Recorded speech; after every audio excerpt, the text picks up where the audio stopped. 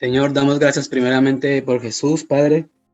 Te pedimos en este día, Señor, que dirijas la reunión, Señor, que tendremos, donde hablaremos un tema importante para nosotros, que es el tema del evangelismo, Señor.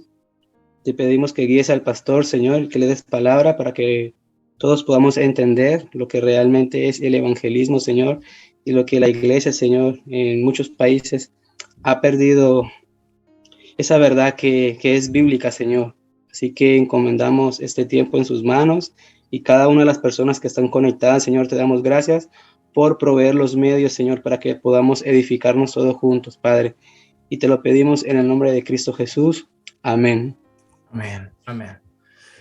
Bueno, hermanos, entonces vamos a estar empezando a tratar la exposición de hoy y voy a tratar 6 puntos para aquellos que a lo mejor les gusta tomar nota, para aquellos que les gusta apuntar ciertas cosas o que quieren, no sé, anotarlo o guardarlo para que el día de mañana lo puedan compartir con sus propias congregaciones, con sus propias iglesias.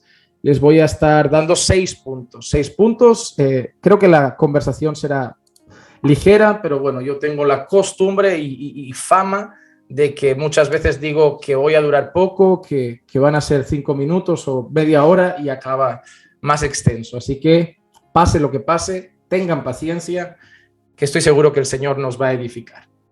Entonces voy a empezar con el primer punto y es todos relacionados con el evangelismo. Y el primer punto que quiero tratar es lo siguiente, es la necesidad o la centralidad del evangelio en el evangelismo. Y parece así como muy repetitivo lo que estoy diciendo, pero sí es importante la necesidad y la centralidad del evangelio en el evangelismo. Y de aquí quiero sacar 3 pasajes para decir 3 cosas.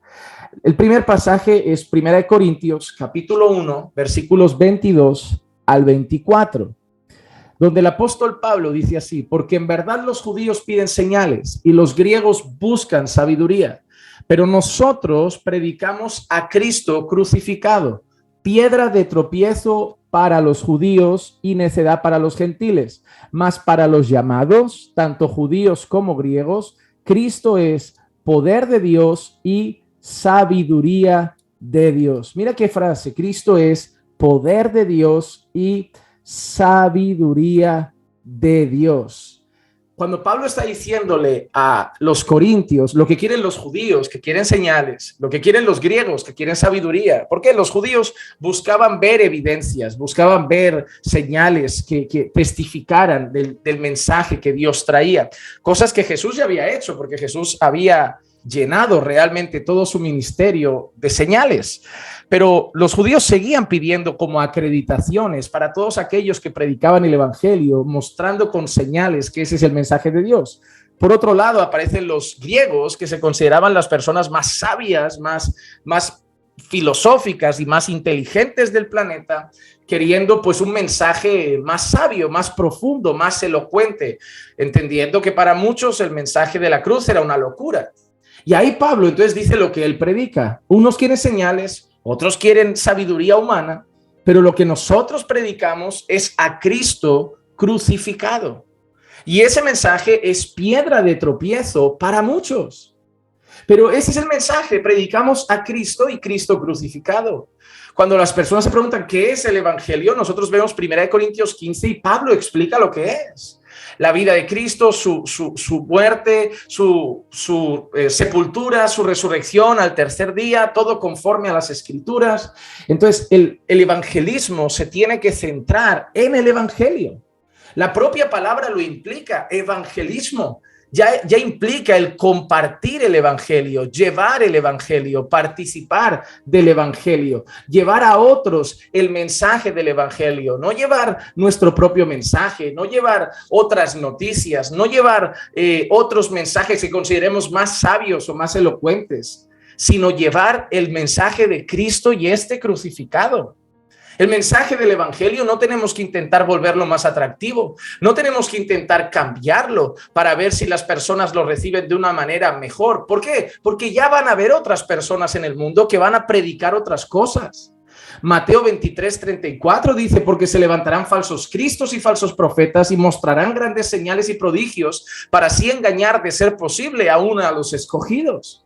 Una de las características que mostrarían los falsos profetas y maestros, mira qué es, mostrarán grandes señales y prodigios. ¿Qué querían los judíos? Los judíos piden señales. ¿Y qué les da el anticristo? ¿Qué les da Satanás? ¿Qué les da el diablo con sus siervos? Les da señales.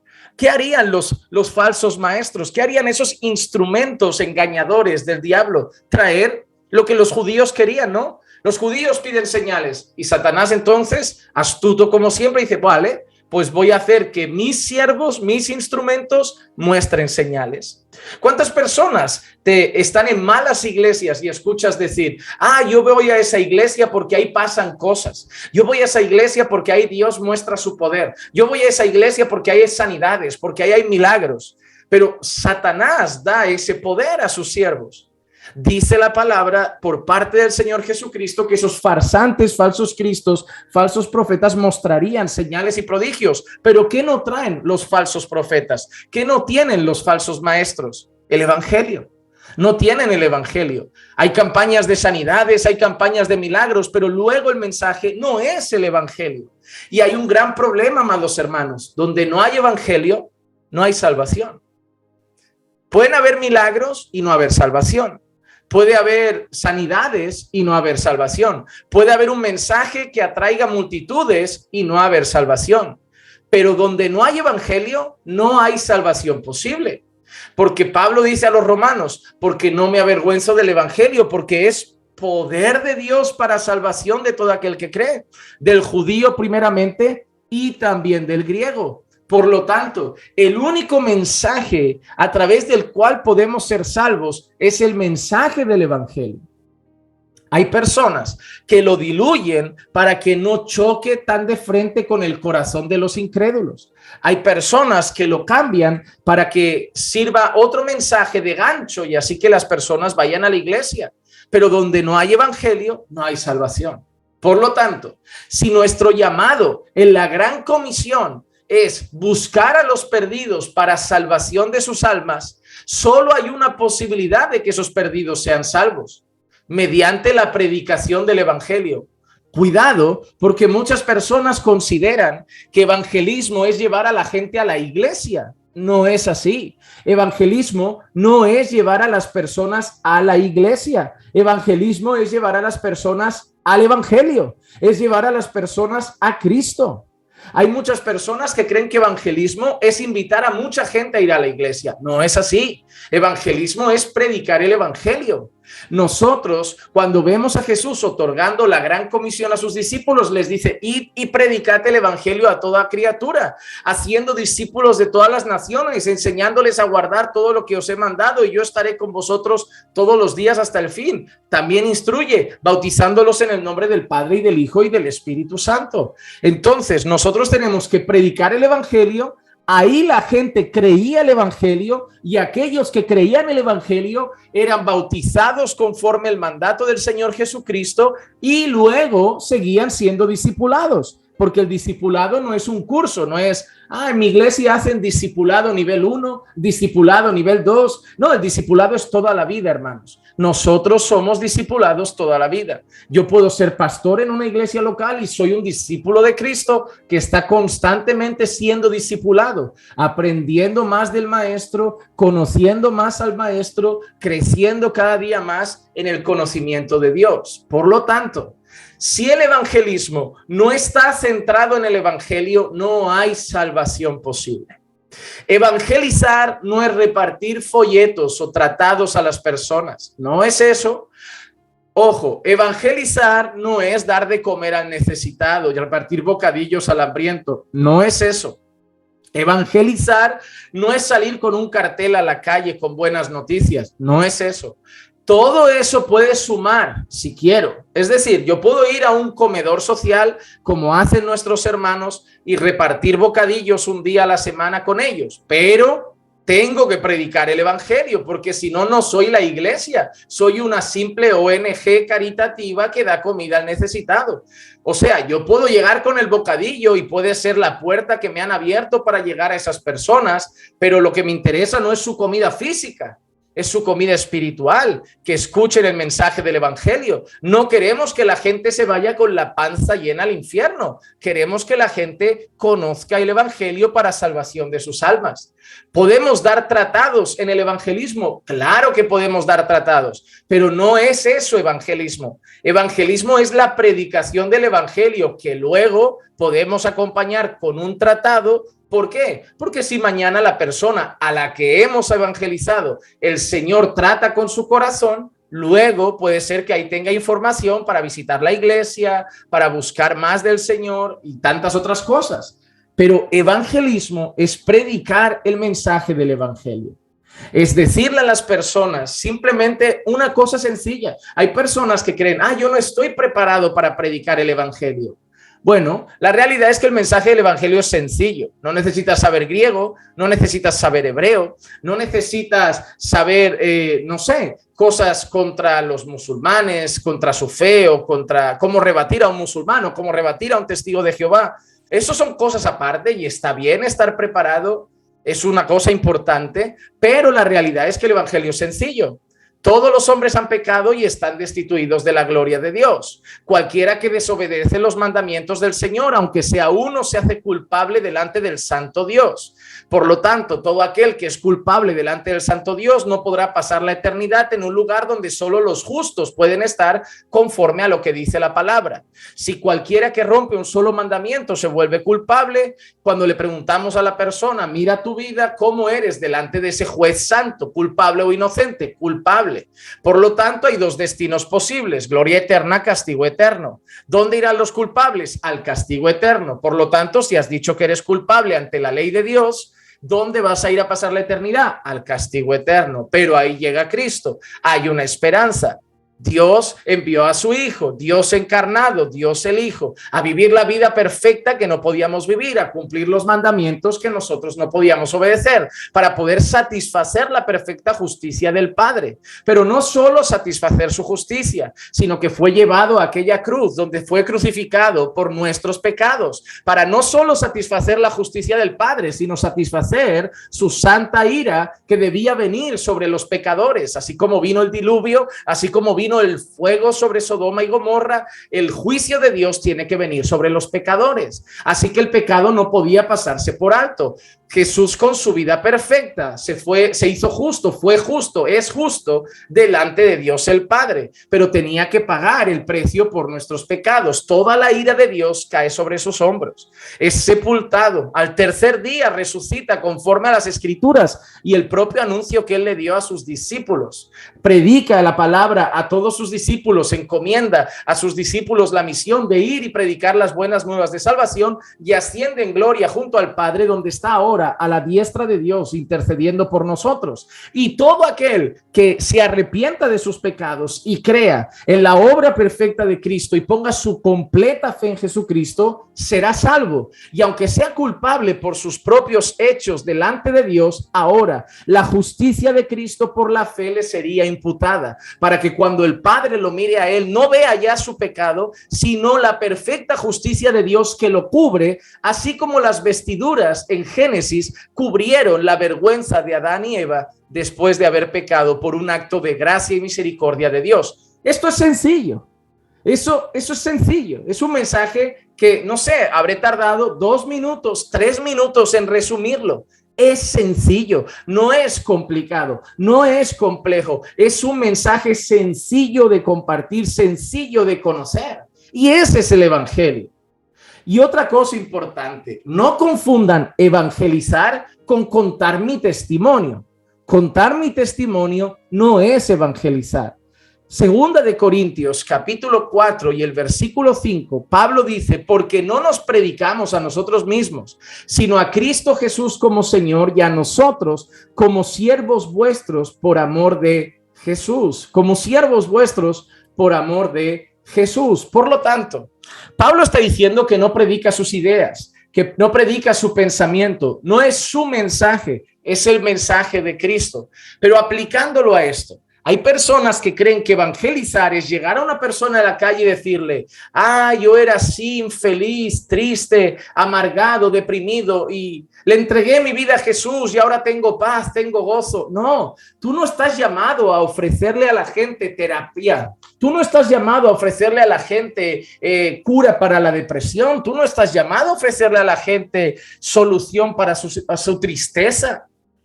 Lo que Dios ha hecho contigo está bien, gloria a Dios. Muchos hermanos nos reunimos y nos contamos las cosas que el Señor ha hecho por nosotros. Contamos lo que éramos y lo que somos hoy. Contamos cómo estaba nuestro corazón y cómo está hoy. Contamos cómo era nuestro pasado y cómo Dios transformó nuestra vida presente. Pero el evangelio no es las cosas que han resultado de la salvación, sino el mensaje, las buenas nuevas de salvación.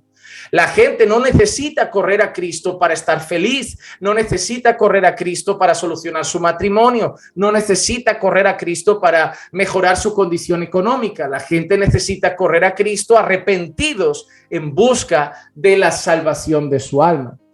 Contar nuestro testimonio no es predicar el evangelio. Por lo tanto, el primer punto, si queremos ser un grupo de evangelismo, si quiero evangelizar, debo entender algo. Evangelizar es compartir el evangelio. Todo lo demás no es evangelismo. Todo lo demás no es evangelismo. Y ahí llegamos al segundo punto, que es ese todo lo demás. El segundo punto es el siguiente. Cuidado con el pragmatismo. Cuidado con el pragmatismo. No todo lo que funciona es bueno. El pragmatismo es un virus que ha entrado en la iglesia moderna, que nos enseña esto. Si atrae gente, es bueno. Si hago esto y gente viene a la iglesia, eso entonces automáticamente es bueno. Pero hay un problema, que esa realidad no es cierta. No todo lo que atrae personas a la iglesia es bueno.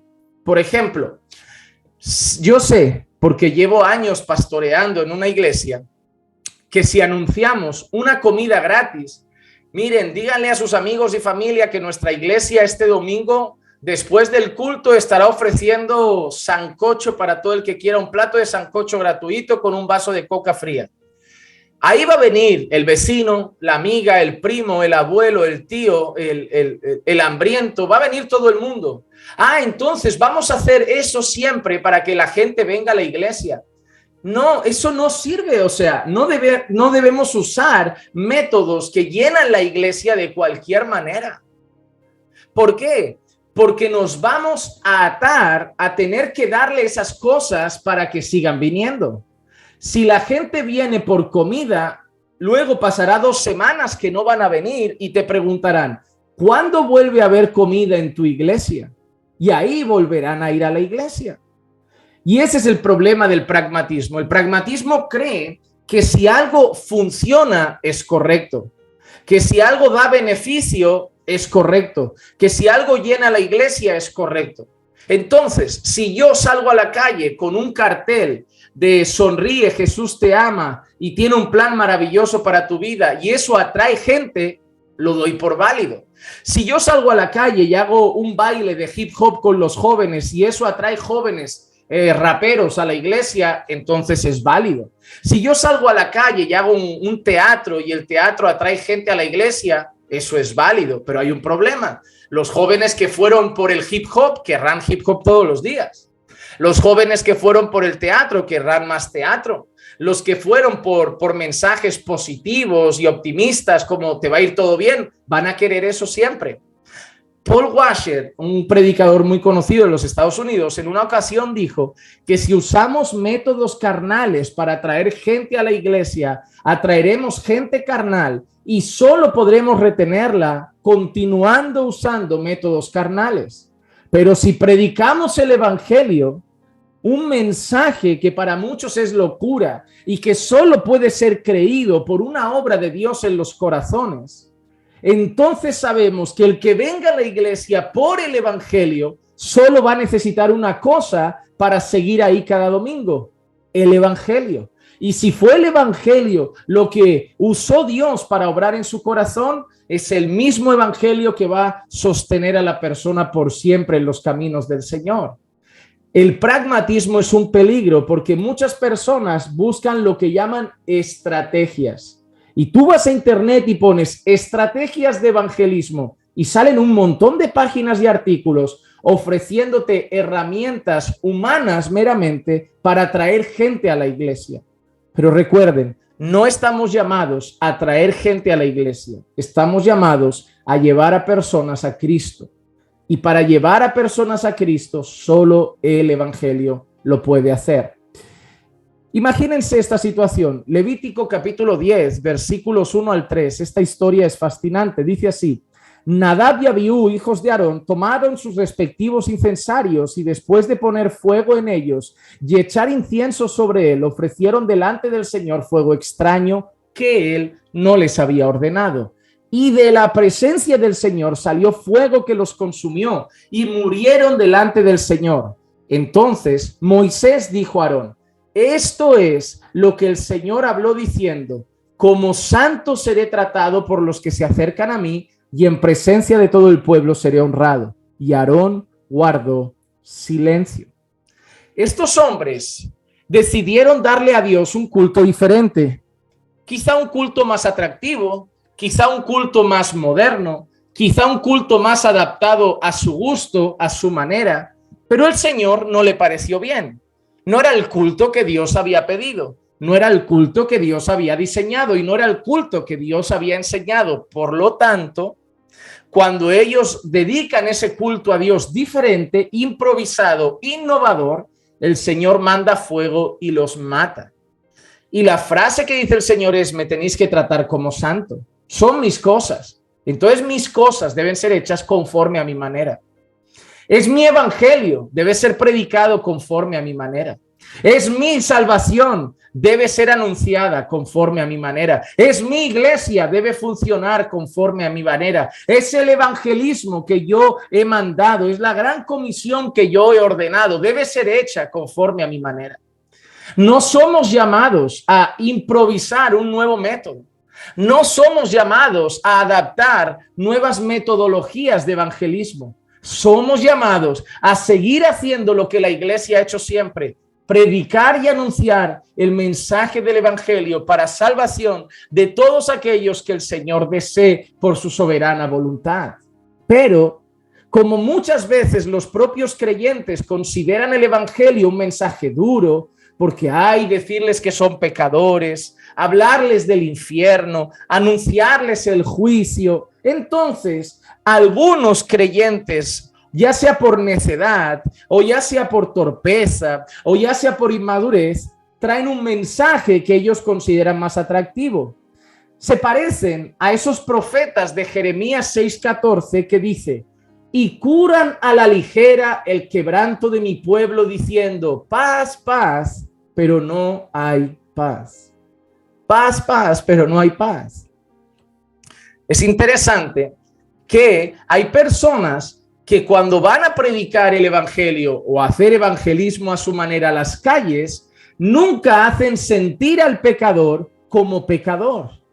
Nunca hacen sentir al pecador como un culpable merecedor del infierno delante de un santo Dios. Se parecen a esos falsos profetas que les hacen sentir cómodos y simplemente van a Dios con mensajes terapéuticos, egoístas, como quizá tienes dinero, tienes coche, tienes casa, pero hay un vacío en tu corazón que solo Dios puede llenar. Yo te invito hoy a aceptar a Jesús en tu corazón. Permite que Jesús entre en tu corazón y pueda llenar el vacío que hay en ti, que solo Dios y Jesús pueden llenar. Esas cosas suenan hasta poéticas, suenan hasta dulces al oído de cualquier persona. Mira, que Jesús más bueno, que quiere llenar el vacío que hay en mí. Mira que Jesús tan bueno, que quiere verme sonreír porque estoy triste. Pero no hay arrepentimiento, no hay visión de juicio, no hay miedo a la condenación, no hay quebranto por el pecado. Y por lo tanto, no puede haber salvación porque no hay evangelio. No se trata de hacer un mensaje más fácil de comprender. No se trata de hacer un mensaje más fácil de aceptar. Se trata de predicar el verdadero evangelio. Y yo estoy convencido de que las personas que lo cambian para adaptarlo a la carne de los pecadores es porque no creen en el poder del Espíritu Santo. Óigame, hermanos, es que nosotros debemos entender algo. Nosotros debemos entender que el mensaje no va a ser más efectivo porque yo lo cambie. El mensaje no va a ser más efectivo por el tono de mi voz. Lo que produce salvación es la obra del Espíritu Santo. Yo puedo predicar el verdadero mensaje, sentirse como una daga que se clava en el corazón del impío, pero Dios convencer de pecado por una gloriosa obra hecha del Espíritu Santo y llevar a ese hombre al arrepentimiento para salvación de su alma. Pero la gente no cree eso. La gente no cree en el poder de convencimiento del Espíritu Santo y por eso tienen que bajar las luces, tienen que poner el piano de fondo, cambiar el tono de la voz, llevarlos al altar, tocar sus emociones para que lloren, porque no confían en el poder del Espíritu Santo que convence al mundo de pecado, de justicia y de juicio. Pero cuando predicamos fielmente el evangelio, Dios lo respalda con una gloriosa obra de su Santo Espíritu. No vendrá a lo mejor mucha gente, no vendrán grupos de 30, 40 personas, pero van a venir los que son salvos, porque el Señor añadirá a su iglesia los que han de ser salvos. El Señor añadirá a su iglesia los que han de ser salvos. Así que el primer punto, el evangelismo necesita estar centrado en el mensaje del evangelio.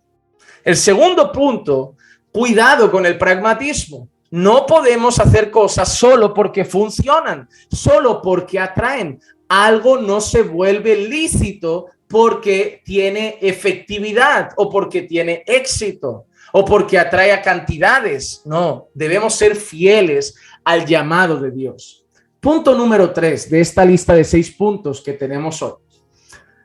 El punto número 3 es importante para los que pensáis salir a evangelizar. Para aquellos que decís, vale, pastor, yo estoy dispuesto a ir con el evangelio.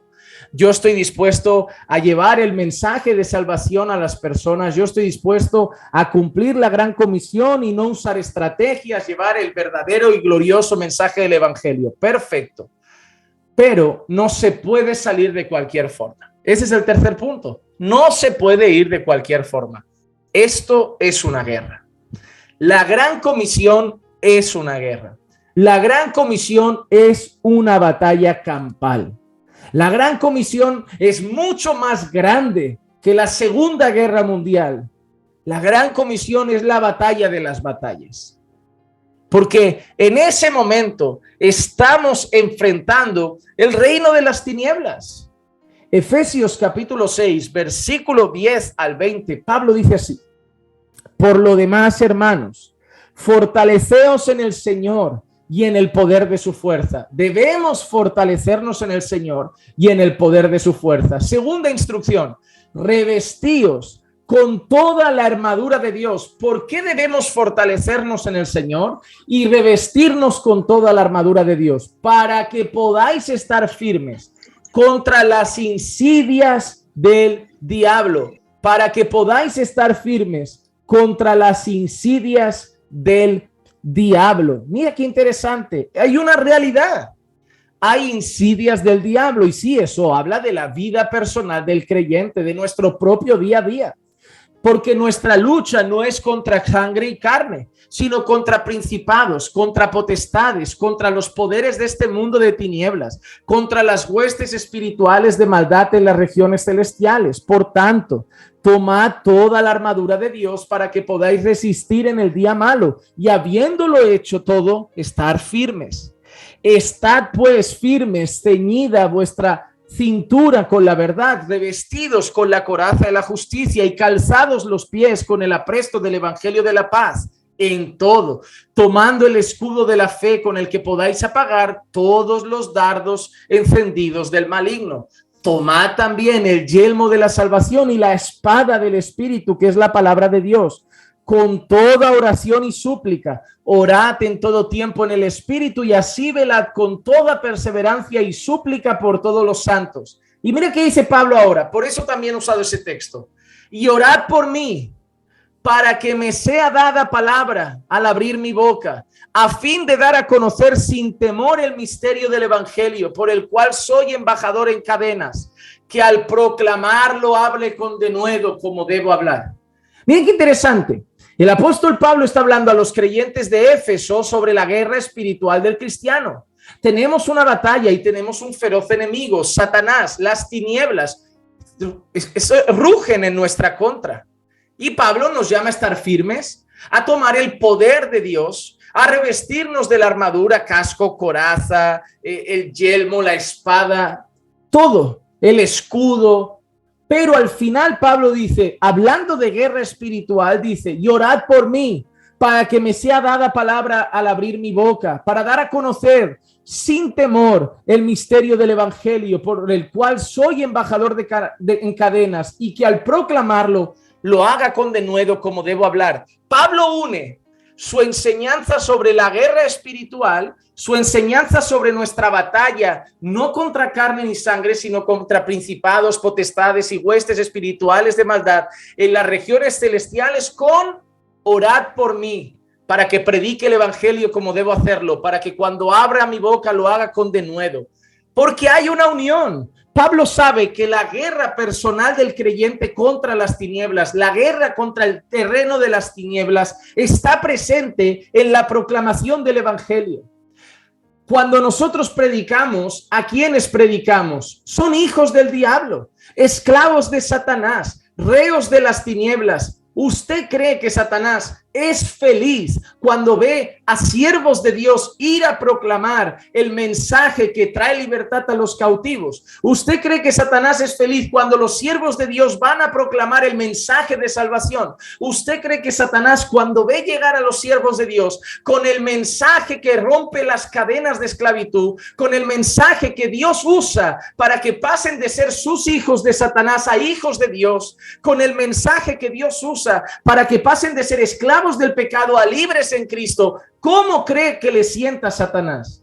Les voy a decir una cosa, y puede ser que algunas personas no estén de acuerdo con lo que diré ahora, pero una de las personas más atacadas en una iglesia por el reino de las tinieblas es el pastor, probablemente. Los pastores de la iglesia pueden ser figuras muy atacadas por la parte de las tinieblas, por el reino de las tinieblas. ¿Por qué? Porque saben, ciertamente conocen, que si el pastor cae, tropieza, se desanima, va a afectar en gran manera. Él lleva la palabra, lleva la enseñanza, edifica la iglesia, es usado por Dios para instruir en verdad a la iglesia, para que la iglesia crezca en santidad, para que la iglesia viva en constante búsqueda de Dios, para que la iglesia esté firme ante las acechanzas del enemigo. Satanás odia a los pastores, Satanás odia a los siervos de Dios y va a usar cosas para intentar tirar dardos y hacerlos tropezar, porque odia el trabajo que hacen,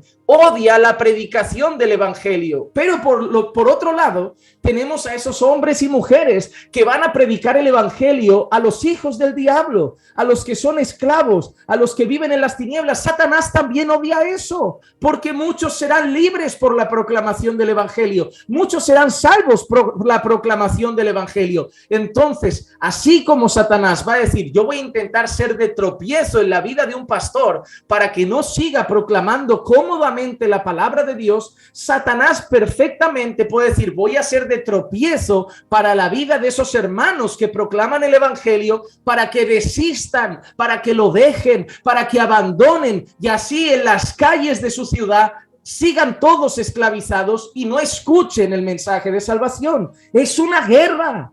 No se puede ir sin orar, no se puede ir pensando que hacemos cualquier cosa. El que sale con carteles, eso no es una guerra. El que sale a bailar, eso no es una guerra. Pero salir a proclamar el evangelio es salir a guerrear, es salir a batallar. La espada es la palabra. Si yo proclamo la palabra, estoy sacando la espada a pasear y Satanás no va a estar tranquilo. No podemos salir a evangelizar como quien queda con un club de amigos a repartir información o publicidad. Es una batalla. Yo les digo una cosa, si no viven vidas de oración consagradas al Señor, si no cuidan su vida espiritual, si no oran para que el Señor los revista de su poder, verán como tarde o temprano dejan la labor evangelística, la abandonarán, porque vendrán cosas, dardos, tropiezos y abandonarán esa labor. ¿Por qué? Porque Satanás odia a los ejércitos del Señor, odia a los ejércitos del Señor. Así que en tercer lugar, 1, el mensaje del evangelio es el centro. 2, no vale cualquier programa porque funciona. Hay que hacer las cosas como Dios ha dicho. Y 3, hay que ir revestidos del poder de Dios, porque evangelismo es guerra. Evangelismo es guerra. Número 4. Evangelismo son palabras y por eso necesitamos estar capacitados con conocimiento. Evangelismo son palabras, es un mensaje, son argumentos y necesitamos estar capacitados con conocimiento. Mira lo que dice Primera de Pedro, capítulo 3, versículos 14 y 15. Pero aun si sufrís por causa de la justicia, dichosos sois. Y no os amedrentéis por temor a ellos, ni os turbéis, sino santificad a Cristo como Señor en vuestros corazones, mira lo que dice Pedro, estando siempre preparados para presentar defensa ante todo el que os demande razón de la esperanza que hay en vosotros. ¿Cómo hay que estar? Preparados. No se puede ir diciendo, ay, Jesús cambió mi vida. ¿Y quién es Jesús? ¿Y por qué crees en él? ¿Y dónde dice que es Dios? ¿Y por qué no los testigos de Jehová? ¿Y por qué no los católicos? ¿Y por qué no los musulmanes? ¿Y por qué solo Jesús lleva a Dios? ¿Y por qué no los santos? ¿Y por qué crees en la creación? ¿Y por qué no crees en la evolución? ¿Y por qué crees en esto? ¿Y por qué crees en aquello? ¿Y por qué no crees en la homosexualidad? ¿Y por qué no crees que eso es bueno y no tiene nada de malo? Tienes que estar preparado. Tienes que estar preparado. El mundo te va a avasallar a preguntas. Muchas veces van a tener sinceras dudas. Muchas veces van a tener preguntas sinceras. No todos van a ser ataques. Una cosa que os quiero decir, hermanos. No todo el que cuestione vuestras creencias os está atacando. Hay gente que las querrá entender. Hay gente que de corazón sincero se hará preguntas. No todo es un ataque, no vengáis siempre con el escudo a la defensiva de que si alguien me pregunta ¿por qué no crees en la evolución? Yo y ya me enfado. Cuidado, porque mira que dice Pedro, pero hacedlo con mansedumbre y reverencia. Y la palabra reverencia, hay una traducción todavía más correcta, respeto. Lo que Pedro está diciendo es que cuando vayas a tratar de tus creencias con personas que te demanden de ellas, lo hagas con mansedumbre, un carácter apacible y respetando a la persona. Si ellos te faltan al respeto, que lo hagan ellos. Si ellos pierden los papeles, que lo hagan ellos. Pero cuando vayas a presentar defensa de tu fe, 2 actitudes. La primera, mansedumbre. Representamos a Cristo. Cristo no perdía los papeles delante de los fariseos. Cristo no perdía los papeles delante de los que lo llamaban borracho, glotón, hijo del diablo. Cristo mantenía una actitud de mansedumbre. Así nosotros también.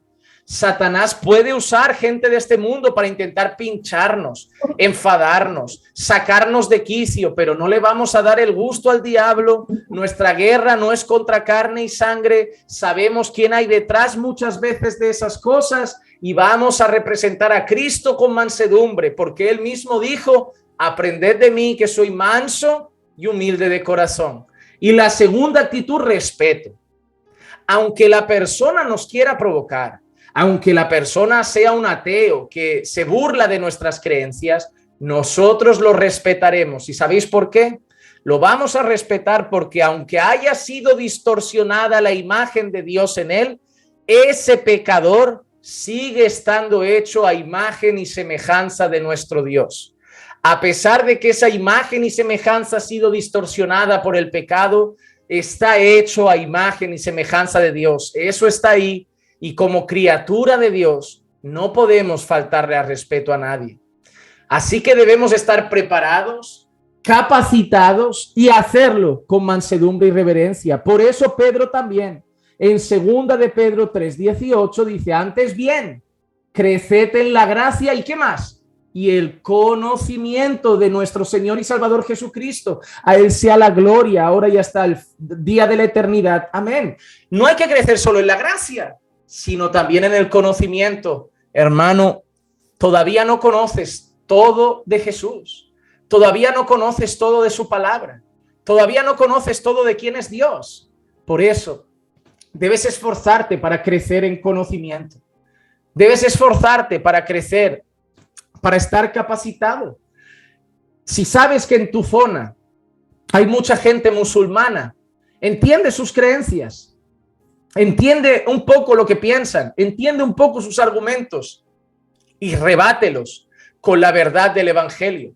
Si en tu zona hay muchos testigos de Jehová, entiende un poco lo que piensan, entiende un poco sus argumentos y rebátelos con la verdad del evangelio. Si hay algunos ateos pro ciencia, pro evolución y tantas cosas, busca entender sus argumentos, busca entender sus pensamientos y luego rebátelos con la verdad del evangelio. Pero prepárate. No hay nada más triste que salir a la calle y ver creyentes despreparados que a la mínima que les preguntan cualquier cosa, no saben qué responder. Hay que estar preparados. Y cada vez que alguien te haga una pregunta, yo lo veo de esta manera. Cuando alguien llega y me dice, oye, pero ¿por qué creéis esto? O yo creo esto.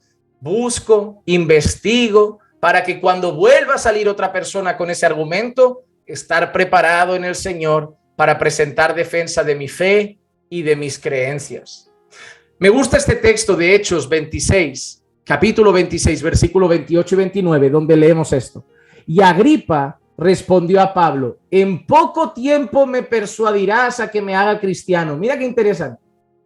En poco tiempo me persuadirás a que me haga cristiano. Y Pablo dijo, quisiera Dios que ya fuera en poco tiempo o en mucho, no solo tú, sino también todos los que hoy me oyen, llegaran a ser tal como yo soy, a excepción de mis cadenas. Es decir, llegaran a ser hijos de Dios, llegarán a ser creyentes.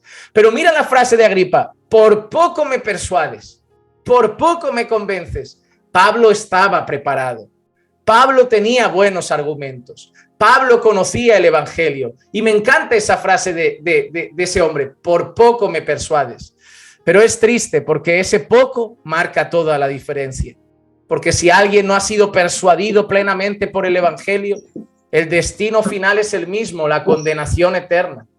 Pero nos muestra un Pablo preparado, nos muestra un Pablo insistente. Pablo dice que predicaba día y noche, todos los días, que iba a casas, a sinagogas, al exterior, pero Pablo no cesaba de predicar el evangelio. El corazón de Pablo clamaba, ¡ay de mí si no predico el evangelio! Pablo decía, tengo que predicar, tengo que predicar, tengo que predicar, tengo que predicar, y compartía las buenas nuevas de salvación. Hermanos, debemos salir preparados, armados con la verdad, conociendo los argumentos que nos rodean para buscar en Dios rebatirlos con el poderoso evangelio y la verdad que contienen las sagradas escrituras, y así poder, como Pablo, compartir siempre con autoridad, compartir siempre con denuedo, compartir siempre con confianza y seguridad las buenas nuevas de salvación. Número 5, y este es un tema, voy a tratar ahora los dos últimos temas y me parecen interesantes. Número 1, la centralidad del evangelio. Número 2, no caer en programas pragmáticos. No todo lo que funciona sale bien, hay que hacer las cosas del modo de Dios. Número 3, no se puede salir de cualquier manera, esto es una guerra.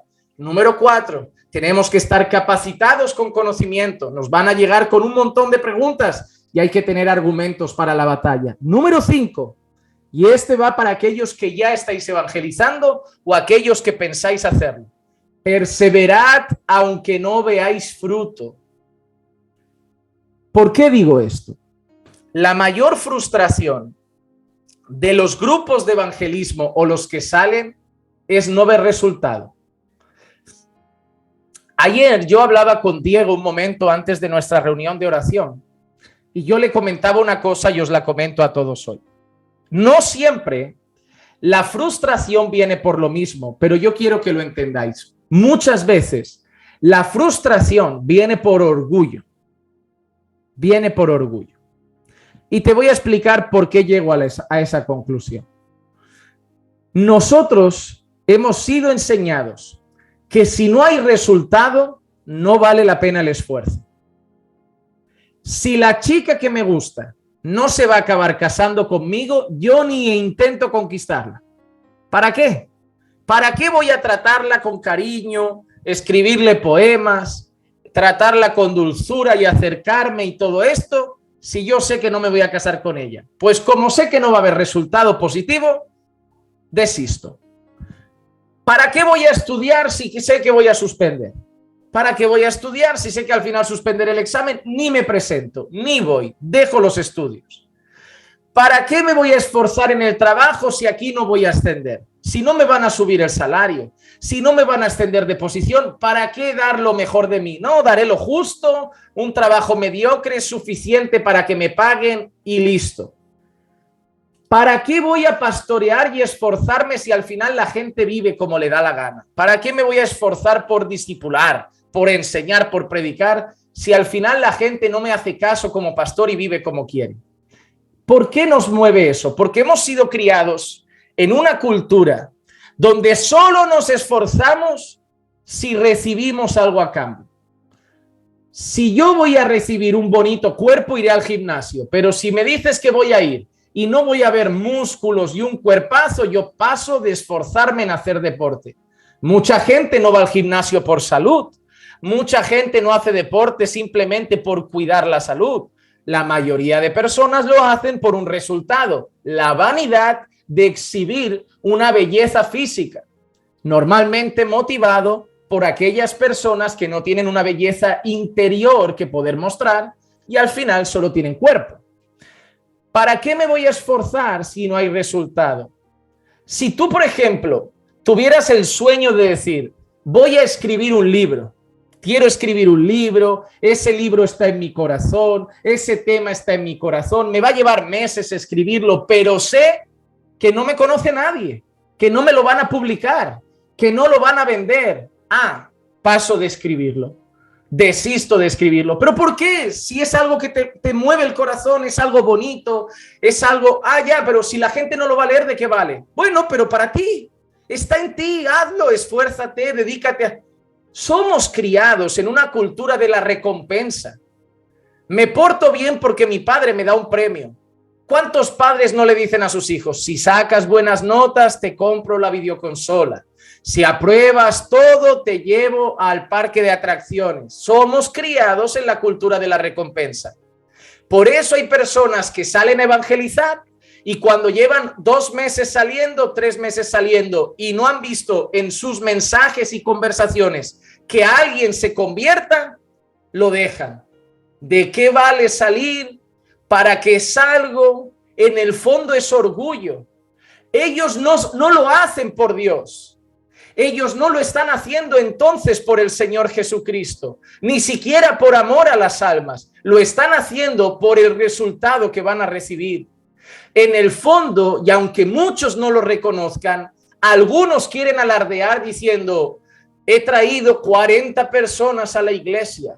Es como si mañana los de Pasión por las Almas se levantan y dicen, el ministerio de Pasión por las Almas ya ha traído a 20 a la iglesia. ¿Y qué? ¿Sois mejores que los que no han traído 20? ¿Sois mejores que los que no han salido? ¿Cuánta gente dice eso? ¿Para qué salgo yo si esos hermanos se van a jugar el domingo y no salen? ¿Por qué lo haces entonces? Por la cultura de la recompensa. Te está suponiendo un trabajo fatigoso. Te cuesta hacerlo. Te ves pesado al hacerlo. Hacer la voluntad de Dios debería ser un deleite, no un castigo. Hacer la voluntad de Dios debería ser una honra. Hermano, deberíamos decir, qué privilegio tengo. El Señor me deja ser su siervo. El Señor me deja ser parte de su ejército. El Señor me deja servir a la causa más grande y maravillosa del mundo, la causa del evangelio. Hermano, Yo he predicado años sin ver resultado en la iglesia. He predicado años donde no había casi crecimiento. He predicado años con iglesia donde la gente seguía pecando y yo me preguntaba, Señor, ¿qué pasa? Y hoy estoy viendo resultado para la gloria de Dios. Pero no desistía del ministerio, no dejé el ministerio. ¿Por qué? Porque mi gozo no era que la gente venía, mi gozo era: Dios me ha llamado a ser su siervo. ¡Qué privilegio! Predicar su palabra, enseñar a su iglesia, poder cuidar de los redimidos del Señor, aunque fueran 20. ¡Qué alegría! ¡Qué privilegio! Poder cuidar a 20 almas que el Señor ha redimido por la sangre de su Hijo. ¡Oh, gloria a Dios! ¡Qué privilegio poder servir al Señor, hermanos! Por eso deben perseverar aunque no vean fruto, sabiendo dos cosas. La primera, deben ser realistas, sabiendo la condición de las personas a las que predican. Primera de Corintios 2:14 dice: pero el hombre natural no acepta las cosas del Espíritu de Dios, porque para él son necedad y no las puede entender, porque se disciernen espiritualmente. Pablo dice que cuando tú sales a predicar el evangelio, la gente de ahí no te entiende y no lo puede aceptar. Lo único que puede hacer que esa persona acepte el evangelio, ¿qué es? Una obra de Dios. No son tus herramientas, no es tu perseverancia ni tu elocuencia. Hay que perseverar, hay que ser elocuente, hay que tener argumentos, pero la obra es de Dios. Segunda de Corintios, capítulo 4, versículos 3 y 4. Y si todavía nuestro evangelio está velado, y velado es como escondido, tapado, oculto, para los que se pierden está velado. ¿Cómo está el evangelio para ellos? No lo ven, tan ciegos como Pablo lo estaba. No veía a Cristo, no veía el verdadero mensaje. Tuvo que obrar el Señor en Pablo. Dice, en los cuales el Dios de este mundo, ¿quién es el Dios de este mundo? Satanás ha cegado el entendimiento de los incrédulos para que no vean el resplandor del evangelio de la gloria de Cristo, que es la imagen de Dios. Hermanos, la gente a la que predican están ciegas, están muertas en delitos y pecados, no pueden aceptar el evangelio y no lo pueden entender. ¿Cómo esperas tú ver un montón de resultado si la gente está así? Están como ese Lázaro muerto. Necesitan que Dios diga: resucita por el Espíritu Santo. Pero sobre todo, el orgullo del resultado, de decir, soy bueno en esto, soy un gran evangelista, un ganador de almas. Me hace mucha gracia la gente que dice, yo soy un ganador de almas. Yo quiero mucho a Spurgeon, me encantan sus libros y de verdad lo admiro, pero uno de sus títulos que más me chocó es un libro de Spurgeon que se llama Ganadores de Almas, que yo dije, lo voy a leer porque sé lo que hay dentro, pero el título no me gustó nada. Ganadores de almas, no. Dios gana las almas. Dios gana las almas. El fruto, amados hermanos, es del Señor. Primera de Corintios, capítulo 3, versículos 6 al 9. Yo planté, Apolo regó, pero Dios ha dado el crecimiento. Y mira lo que te digo a ti, hermano, que sales a evangelizar. Así que ni el que planta ni el que riega es algo, sino Dios que ha dado el crecimiento. ¿Sabes lo que es el pastor? No es nada. ¿Sabes lo que es el chico que sale a evangelizar y la chica que sale con el evangelio? No son nada. El que es algo es Dios. Son instrumentos, son tuberías que llevan el mensaje, pero Él es la fuente de agua viva. Él es el manantial de agua viva. Él es la fuente de la que van a beber y no van a tener más sed. Nosotros somos tubos. Somos la cañería que lleva el agua. Hermano, lo siento mucho, no eres una fuente, eres un tubito. Eres un tubito más en todo ese recorrido. No eres fuente, tú no sacias. Tú eres un tubito, tú llevas el agua. Es esto, tú eres un recipiente. Tú eres esto, tú no eres el agua de dentro. Tú eres un recipiente. El tesoro del evangelio está en vasos, dice Pablo, está en vasos. Está en vasos. Tú eres el vaso, tú no eres lo de dentro. Este es el tesoro, el agua que sacia, el agua que refresca, el agua que trae vida, pero tú eres el vaso. Tú solo llevas el vaso y Dios tiene que dar el agua. Así debe ser, hermano. Así debe ser. El fruto es del Señor.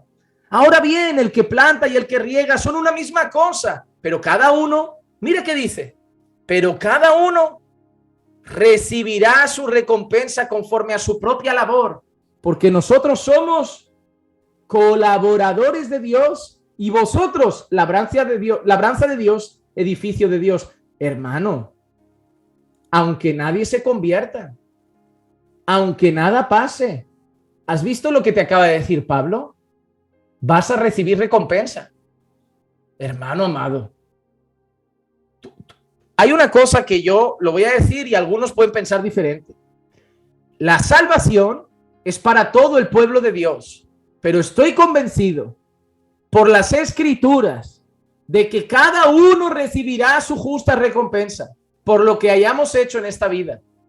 Hermanos amados, todos los redimidos serán salvos, pero Pablo acaba de decir que tú eres solo un colaborador, pero cada colaborador recibirá la recompensa conforme a sus obras.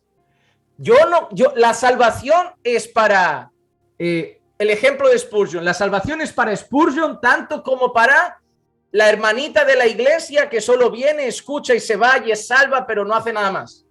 Pero ese hombre dio su vida al ministerio, predicó miles de sermones, llevó el evangelio a miles de personas, renunció a vidas de lujo para abrir orfanatos, montar bibliotecas, imprimir mensajes evangelísticos, que la palabra corriera, predicó en un montón de... Ese hombre recibirá una recompensa diferente a esa mujer que no ha hecho nada.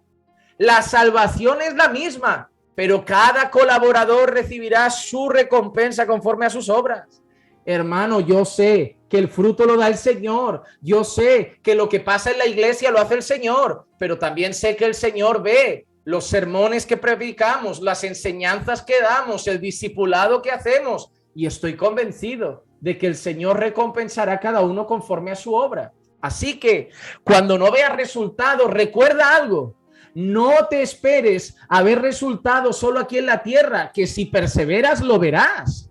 Pero sobre todo, recuerda que el fruto es del Señor, pero que al final del camino, por tu esfuerzo y labor, habrá recompensa para cada colaborador del Señor.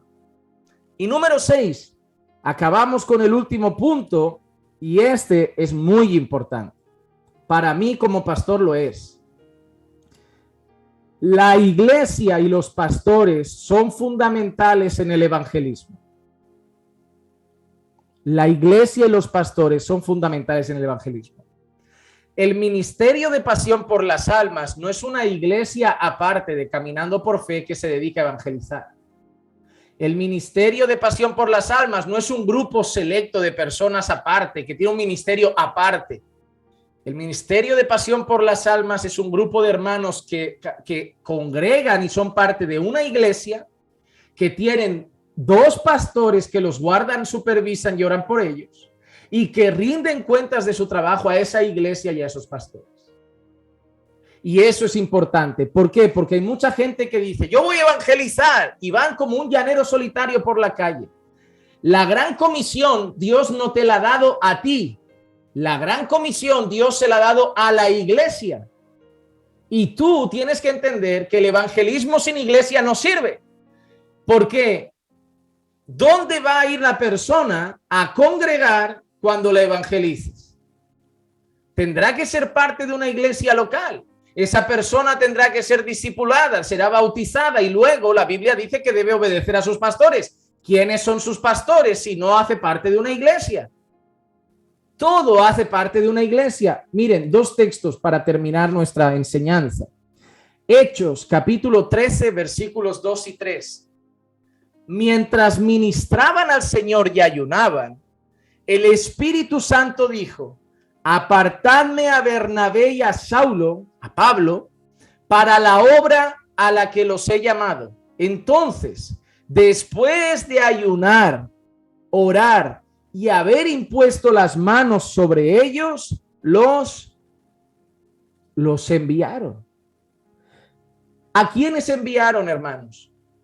A Saulo y a Bernabé. ¿Tú conoces en el Nuevo Testamento algún siervo de Dios que haya evangelizado más que Pablo? Que haya predicado más que Pablo.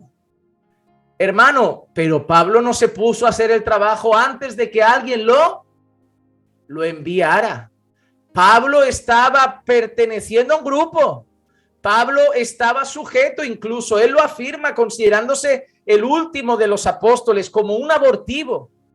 Y esos apóstoles, la iglesia del Señor, estaba orando, estaba ayunando, y el Señor dijo: Pablo y Bernabé, quiero que hagan esa obra. Y entonces la iglesia, los apóstoles, oraron por ellos, les impusieron las manos, que es señal de ¿qué? De aprobación, de respaldo, y los enviaron. Y entonces Pablo empieza la misión, pero Pablo no se pone a hacer la misión sin esa oración y sin ese envío de la iglesia. Mira lo que dice el propio Pablo en Romanos capítulo 10 y los versículos 14 y 15. ¿Cómo pues invocarán a aquel en quien no han creído? ¿Y cómo creerán en aquel de quien no han oído? ¿Y cómo irán sin haber quien les predique? ¿Y cómo predicarán, dice Pablo, si no son enviados? Mira lo que dice Pablo: para que prediquen, para que la gente conozca, tiene que creer. Para que crean, tienen que predicarles a alguien. Y para que alguien les predique, dice Pablo, deben ser enviados. ¿Y por qué dice eso? Porque él lo fue. Después de orar y poner las manos sobre ellos, los enviaron.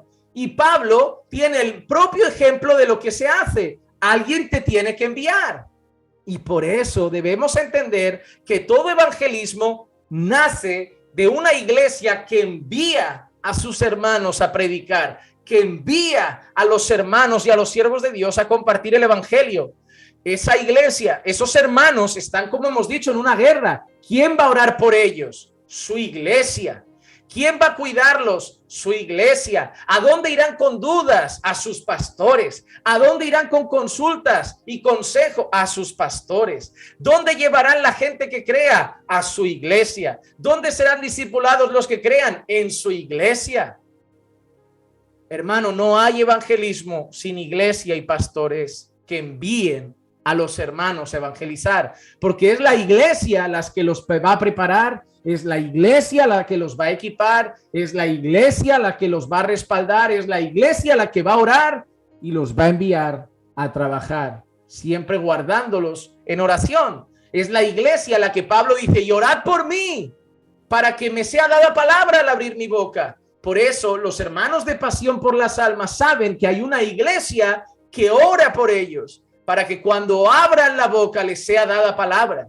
Una iglesia que los lunes, en algún momento de la mañana, alguien cierra sus ojos y dice: usa mis hermanos hoy en aquel comedor, para que cuando abran la boca les sea dada palabra. Que cuando el sábado van al Raval, por ejemplo, usa mis hermanos esta noche para que hablen con denuedo la palabra. Y cuando el domingo separan su tiempo para ir a Arco del Triunfo, donde sea, hay una iglesia o algunos hermanos que doblan sus rodillas. Señor, dales palabra, dales autoridad, dales conocimiento, dales sabiduría, fortalece su fe, respáldalos, guárdalos, porque son tus siervos y nosotros su iglesia, que oramos por nuestros hermanos, que son hermosos sus pies, porque anuncian el evangelio de la paz. Hermanos, esas cosas son las importantes cuando hay que evangelizar. Número uno, el evangelio es el mensaje, no nuestro testimonio, no otro mensaje cambiado y modificado. Número dos, no todo lo que funciona vale. El pragmatismo no es la solución. Si atrae gente no significa ya que sea bueno. Número tres, no salgas de cualquier manera. Hay una guerra, no contra carne y sangre, contra el reino de las tinieblas, y debes ir armado. Número cuatro, es una batalla con mensajes. Debes tener argumentos, debes crecer en conocimiento y gracia para poder presentar defensa de tu fe. Número 5, aunque lo hagas, no significa que vas a ver resultados siempre o rápido. Persevera, porque el resultado, el fruto, lo da el Señor. Y sobre todo, recuerda que al final nada de lo que haces es en vano, porque Dios recompensará a cada uno según sus obras. Y número 6, no vayas como un llanero solitario. sé parte de una iglesia, busca guía en tu iglesia, respaldo en tu iglesia, para que aquellos que crean se unan a la iglesia del Señor. Porque Cristo no vino a redimir una persona solitaria, vino a redimir a su iglesia, a su pueblo, y ahí es donde sumamos a todos los creyentes. Dios los añade a los que han de ser salvos a su pueblo. Antes de las preguntas, vamos a dar gracias solo por este tiempo de palabra. Padre, te damos gracias por esta meditación y este tiempo.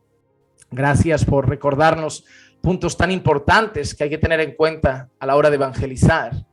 Y te pido, Señor, que ahora, en el tiempo de preguntas y respuestas, nos ayudes también a poder ser sabios y buscar aprender más sobre el evangelismo.